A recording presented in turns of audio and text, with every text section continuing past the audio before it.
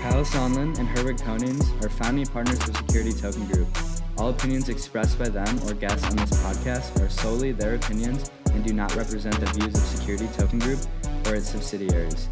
You should not take any opinion expressed on the show as a specific inducement to make a particular investment or follow any investment strategy. This podcast is for informational purposes only.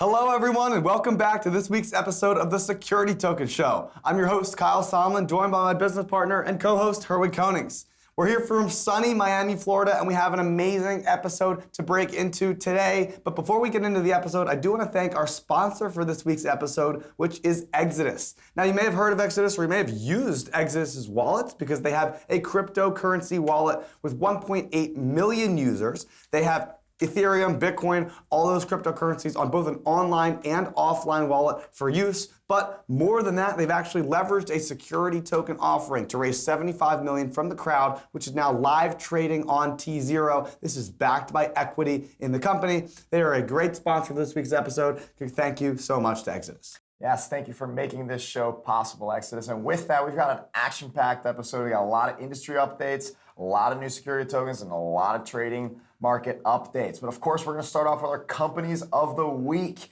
which of course, this is where we pick our favorite player that made the biggest moves in the space last week. So Kyle, who are you kicking off with for 110? Episode 110, for me, this was an easy choice. We are going with Vertalo. Vertalo is an issuance platform based out of Austin, Texas, and they have a priority to work with the entire ecosystem, and they really proved that this week by hosting the Digital Assets and Securities Conference in Austin, Texas. They invited dozens of companies to join and participate and collaborate in the space. It was a fantastic event in downtown Austin. They invited us to come and join and record a ton of great content with interviews from many industry leaders. They also had panels, workshops, and many other opportunities for enthusiasts, investors, and participants alike to connect, engage, and support each other. So because of the awesome work they did on their very first conference, putting it all together and bringing us out there, we wanted to give them a shout out as my company of the week for episode 110. Yeah, I mean, I got to give it to the Vertalo team and Dave Hendricks. This was their first time putting on a conference, the first one for the industry really since Corona hit. So this was a big deal, and they knocked it out of the park. It was fantastic. Lots of education, lots of partnerships going down, lots of people working together on this industry. It was exciting stuff. Yeah, tune into the channel this week, next week, and in the coming couple of weeks for a lot of that great content coming your way. That sounds good. Now, Kyle, let me tell you about my company of the week. And that's actually a company called Stalker. And the reason for that is because they are hosting the sale for Xordium. That's a security token we've covered quite a bit in the past. And actually the reason I'm bringing them up is because of their use of the Bitcoin blockchain. So they actually power their security token using the Bitcoin blockchain. And actually as a result of this, they've been now getting through the result of Stalker, of course, helping with approvals for various countries around Europe, and the latest one being Germany. So they just got approval by BaFin to go ahead and start with their offering to German citizens there. And that's a really big deal, but also it goes to show that Bitcoin is starting to be also seen as a blockchain that is beyond just a currency. Now you've got regulators across Europe approving Bitcoin's smart contract protocols through, of course, the Stalker's platform. And for that reason, they're winning my company of the week. And actually, Xordium's founder and partner investor, Samson Mao, is actually going to have a good interview coming out here as well. Yeah, we just launched that last week, so you can check it out. We're talking with Samson, covering everything about Xordium, as well as the Blockstream mining note, another security token he's a participant in. Another amazing choice, Herwig. And I think that concludes our Company of the Week segment. Let's get into the top 5 things that you need to know in the industry. And getting into the top 5 things that you need to know in the industry right now in the security token space, we're going to start off with number 1, Coinbase. You may have remembered on the previous shows that we've been talking about some updates there regarding a lending product that they've been offering, potential yield for essentially staking with their platform, and the SEC did not like that. They actually sent out essentially a message saying that we're going to sue you if you don't drop this product, and guess what? We've got an update. They are officially going to drop it. And that actually caused some big stirs because the CEO, Brian Armstrong, actually had come out a little bit fighting off the gate there when he did receive notice from the SEC, but now it does seem that they're going to go ahead and drop their lend product, at least for the meantime. And I found this interesting. I did a little bit of digging, and it came out that within the same time period, within the same week of Coinbase actually dropping their lend product, which was going to compete against BlockFi's product and some other platforms that are large here in the United States, they actually agreed on a government contract with the Department of Homeland Defense. So for over $1 million, the largest government contract that Coinbase has secured to date. So potentially there was some kind of thing here where they said, all right, we'll take this one, we'll drop this, and we'll kind of just sort it out that way. Who knows? But definitely interesting that those things happen in such close proximity. Well, needless to say, let's see what this message sends for other companies who are doing something similar in the space with the SEC. Absolutely right. And moving into number 2, we have ARCA. And ARCA has moved. They were issued their treasury bond. It was a yield fund. We covered it way back in the show where they were issuing essentially like a stable coin asset that also had a yield attached to it based off of treasury notes. And they have actually taken their issuance from TokenSoft and moved to Securitize. This is a pretty big deal. As we've seen, this is not the first time this has happened. That's right, and it's one of the hallmarks here of using blockchain technology. You can change providers, you can move blockchains. This is possible, folks. I'm sure ARCA is looking for an even better solution now over with Securitize. And moving on to number 3 here, we've got InvestaX. We've talked about them before. They've been in this space, building out their platform to help create a marketplace for security tokens over in Singapore. But one of the key things that you need in order to do that is, of course, an MAS license. That's the SEC regulator equivalent over in Singapore. And they have been very friendly and pro security tokens, we should say, given that there are numerous platforms that have gone through the same process that InvestaX has now been approved to do. They're going to be in a what they call a financial sandbox, where they essentially get to test out their marketplace, test out their technology with the watchful eye of the regulator right there, with the support of the regulator right there, so that when they do a couple test offerings successfully, they can go ahead and go live with the full-on license. So congratulations to them. InvestaX is also exciting because they also have a partner, IXSwap, which is a decentralized exchange, which will also be using this license from the MAS for InvestaX. So they're doing both a centralized and decentralized exchange all in one. Going to be fascinating to see how that develops. And staying on the note of marketplaces, Herwig, we're going to Texture Capital, based here in the United States, and they made an announcement that they have listed their first primary offering. This is a big deal. We're talking about Beezy. This is a blockchain made easy platform, and they are creating NFT issuance for athletes as their first potential vertical. And so Beezy is going to be fundraising on the Texture Capital platform as a primary offering, which will then transfer into a secondary offering once the lockups are completed. Congratulations, Texture Capital. That's the first offering there. And of course, that's a full end-to-end solution. Once it goes from primary, it'll go to secondary. That's really great stuff. And Beezy is a cool blockchain as a service platform, enabling people to develop more blockchain applications using their technology. So that's really great stuff. Our interview with them on our channel is coming soon. Check that out. Of course it is. And now number 5, we do have to kind of end on a more sour note, maybe for some, but it is true that now Canadian regulators across the country, as the way that actually is structured in Canada is the various jurisdictions are broken up by different financial regulators up there, and they are all more or less in line with the same principle of regulating crypto further. They're starting to get more active. They're looking to crack down and make sure that people follow securities laws and that their investor markets are protected, which is going sign. The same thing that we're seeing here over in the US with the SEC and the new chair, Gary Gensler, looking to be very active, as we've just pointed out with Coinbase and many other examples on this show. So expect it in the coming year, folks, that there's going to be a continued focus on crypto regulation. Seems like regulators are cyclical, and as some regulators start to crack down, others tend to follow. Seems like where we're at now. We'll keep you updated. And yeah, let's head over to Jessica with more industry news. Hi, I'm Jessica Burns, aka Token Girl 305, back with this week's industry updates. The big highlight in the cryptocurrency ecosystem is shifting towards a cleaner, greener future. Most energy used to mine crypto already comes from renewable sources. Rather than harm the planet, crypto and blockchain can actually be a force for environmental good. Governments around the world are looking to increase the regulation of cryptocurrencies and virtual assets, which may extend to decentralized finance, NFTs, and potentially other concepts using blockchain technology. Next up, we have the IX Swap as the first decentralized exchange for security tokens and tokenized stocks. The project has focused on bridging the gap between CeFi and DeFi by providing liquidity for these markets. This could open a $7.5 trillion opportunity once traditional investors realize the many use cases of STOs and TSOs, including a new way to IPO. Many investors have realized that the industry needs this Uniswap for security tokens. Leading blockchain investment firms have already backed IX Swap with over $1.75 million. The project has been supported by a fast-growing community that participated in an ambitious multi-platform launch for the IXS token.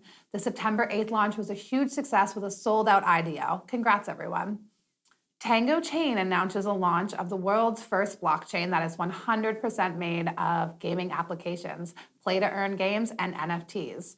It's the first blockchain which is entirely a game host that supports a gaming platform. The blockchain project intends to enable gamers to earn lucrative projects and create non-fungible tokens, aka NFTs. The blockchain boasts of infrastructure optimized to onboard as many innovations supporting the gaming world as possible, and the platform also integrates protocols that feel more native as opposed to other blockchain platforms. Tango Chain's proof of game enables users to secure the network, verify transactions by simply enjoying their favorite game, all while they earn a reward for their gaming effort. This is a win-win situation for all. Tango aims to ensure that gamers' experience is complete and flawless. Comprehensively, its gaming console seamlessly connects to the Tango network and other blockchains natively. It has a native wallet that omits the need to seek off-chain services altogether. The wallet comes with a user chip that is swappable for convenience. And with more updates from the gaming world, Anderton advised Stalker on all DLT and regulatory issues in its application for BaFin permission for a Bitcoin blockchain-based security token, or an STO, for video game provider Xordium. The STO was officially approved by BaFin instead of the previously used Ethereum blockchain. The investment platform Stalker has been offering token-based financial products to retail and institutional investors since 2017.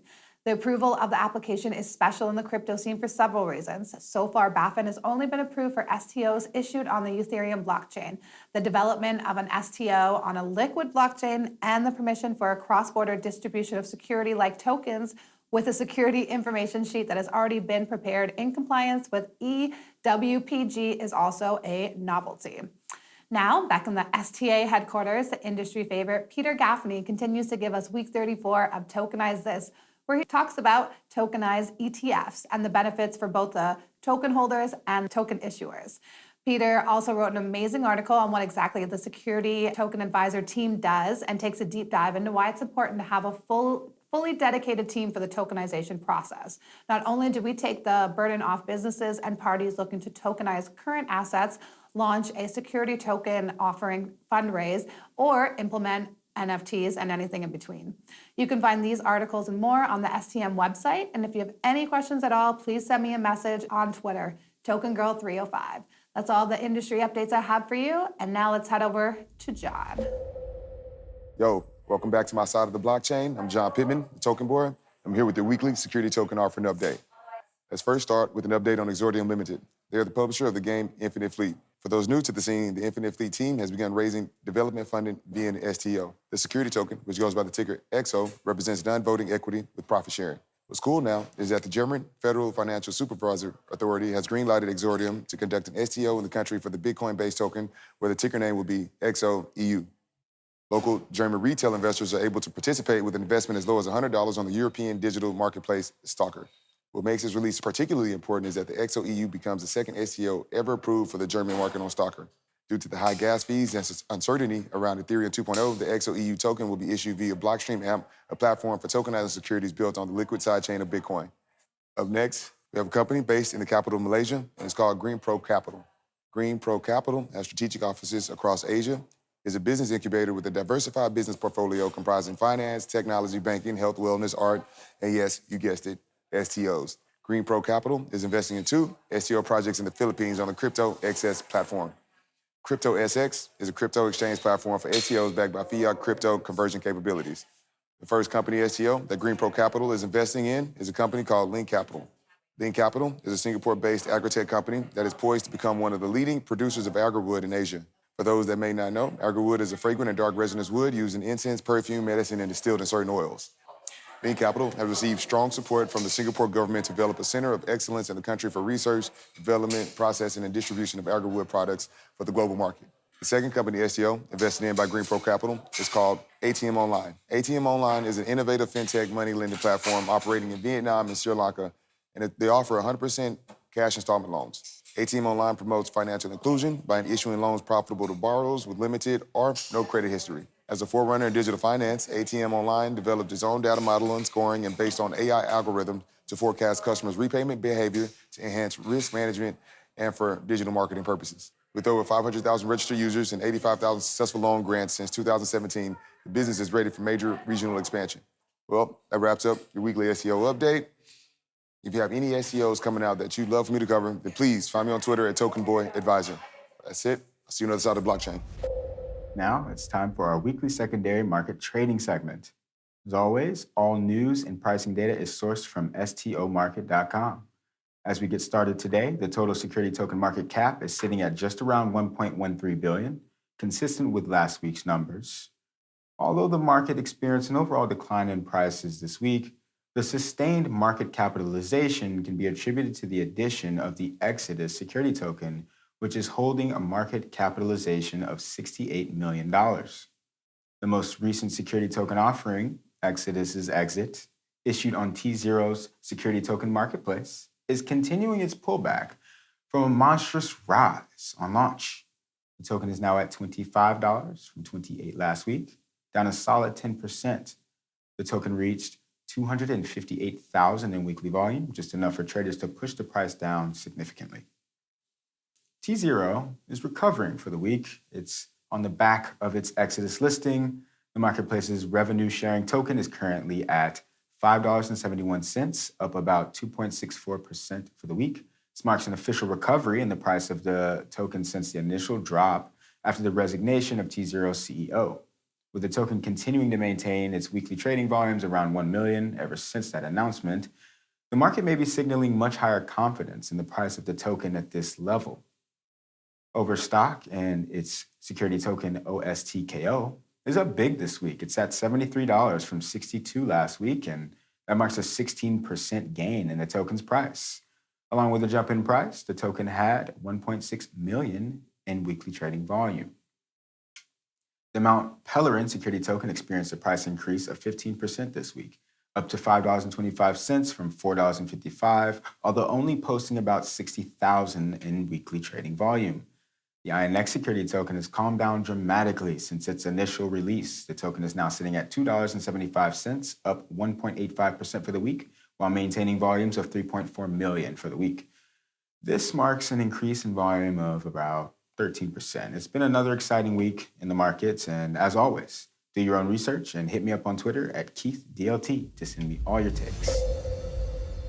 And moving into our main topic for episode 110 of the Security Token Show, we're talking about the SEC issuing the very first sanctions on a regulation CF campaign. Now, Herwig, this article came across your desk. Can you break down exactly what happened? Absolutely. I'm always looking at what's the latest activity going on with the SEC, of course. And this one stood out to me, actually, because this one was, as you said, the first time regarding regulation crowdfunding fraud. That's a big deal. This was an industry, specifically I'm talking about the regulation crowdfunding and actually the Reg A Plus industry as well, like we talked about earlier on the show, like a company like Exodus using those. Those have been fraud-free to date, up until now, unfortunately. So that's a big deal, of course. One of the promises of crowdfunding is that there is a intermediary, there is a crowdfunding portal similar to a broker-dealer that is taking the steps to make sure that whoever is raising money on those portals follow the rules and are legit people. And in this case, it looks like two bad actors managed to slip by.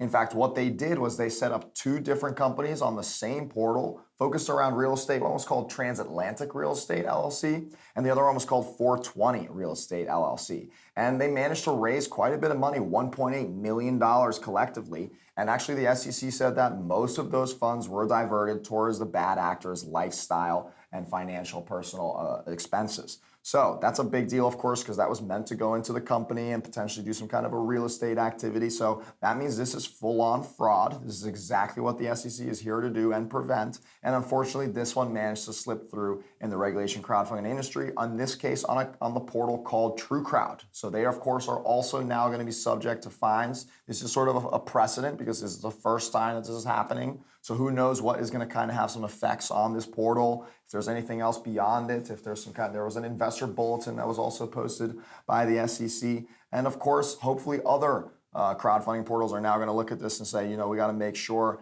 that we're really doing our due diligence, because the worst part is actually that one of the bad actors even had a criminal record, which I'm pretty sure is a big no-no in the first place for being able to list and raise funds on a portal in the first place. So Kyle, that's 4,000, almost 4,000 regulation crowdfunding offerings. One, arguably two of them were bad. Yeah, so this is really, as you said, a kind of a two-part story. When you're looking at an issuer that raises capital and then misappropriates those funds, that's unfortunately just a risk factor of investing in early stage companies. The reality is that a lot of times companies misuse funds, whether it's intentional or unintentional, and that's one of those risk factors that as an investor, it's very important to consider. The team and the objective, the timeline, the use of funds, all those things to make sure that the investments that you're making are ones that you're going to be confident in long term. Don't forget that investing in early stage companies, the average lifetime of that investment to actually see a return on it is 5 to 7 to up to even maybe 10 years. Yeah. So you better make sure the companies you're buying into are ones you're holding for the long term. So that's just kind of one of those risk factors that you can try to mitigate based off of research. The other piece of it here that I definitely think is more of the news story is this idea of having the criminal record. This is where you would expect a crowdfunding portal that is licensed as a specific broker license to allow for crowdfunding events to occur on their platform. You'd expect that they would be able to do this level of diligence on the executive team. This is something that they definitely will see some sort of penalty for their negligence on this front. It's going to be very interesting to see how that develops over time. But of course, this is, like you said, investing. Fraud is, of course, happening in private capital markets. It, of course, happens in public capital markets. I think it would be silly to think that the regulation crowdfunding industry would have been immune to it as well. So this isn't indeed going to happen here every now and then. And that's why it's so important to do your own research and make sure that you always check on the actual background of the individuals. The team is so important no matter what your investment is. And of course, there's many other factors and tools out there like CrowdCheck and other Invenium and other tools that you can go ahead and use to verify a lot of information about underlying investments. That's something that you might look for in deal rooms on these various portals. But of course, Kyle, I think I can speak for you that we are the biggest fans of crowdfunding. It is the biggest democratization of private capital markets, the opportunity for any average individual to invest and participate in the early stages of something big or a new business that's being built off the ground. So hopefully this doesn't put too big of a stain on the industry, and I hope we're going to see many more than just 4,000 offerings to date that will hopefully all be, of course, fraud-free. Especially when we leverage on tokenization, create secondary markets, all this amazing opportunity that we cover here every week on the show. And with that, I think it's time to wrap up episode 110. Thank you to everyone who's made it this far. We appreciate it. If you want to learn more, follow us on social media, LinkedIn, Twitter, anywhere that you get your information. Subscribe on YouTube. Leave us some feedback. Subscribe to the What's Drippin' newsletter that we post every week, covering all of the latest headlines, and we cannot wait to share with you more next week. If you had questions or if you have feedback or if you have thoughts for the show, you can always reach out to us. We're available on Twitter or LinkedIn. And by the way, we did just this week launch a Discord channel, so come and talk to a really awesome community that is chittering and chattering a lot about security tokens now 24/7. So that's a lot of fun too. Thank you so much for checking it out. We'll talk to you next week. Happy tokenizing.